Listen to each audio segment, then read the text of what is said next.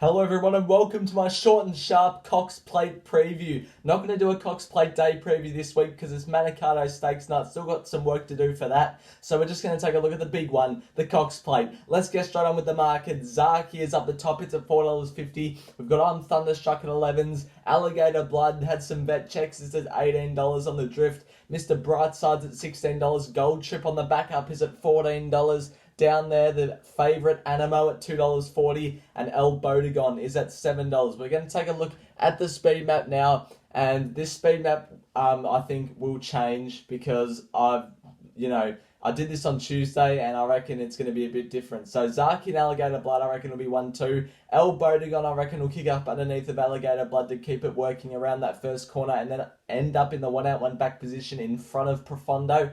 I reckon Profondo sits 2 back, 1 out. Mr. Brightside, yeah, it might get trapped 3 wide, no cover from there. Animo's going to be in a pretty good spot midfield.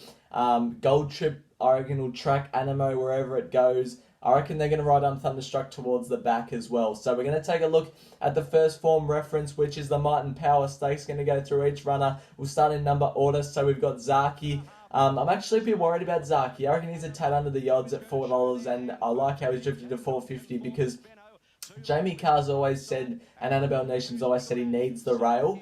And with the deteriorating track tomorrow, I'm not sure the rail's going to be the place to be. And I reckon, he might lay out and not go to his full potential tomorrow. So I've got Zaki in for 4th in my numbers. My numbers will be there at the end of the video, so we'll get to that. Thunderstruck finished off well in this race. I don't think he can loop them from gate 10 at the back, so I'm happy to put a bit of a pen through him. Animo, the winner, he's just a winner. Like, he didn't handle the corner or didn't handle the sprinting down the side very well, and that's why he got detached maybe 3 lengths and was able to pick himself back up again and win. He suited the valley if we're judging from last Cox Plate last year. I reckon Animo's the one to beat this Cox Plate. He looks ready as all, and J-Mac will obviously have him at his tip top.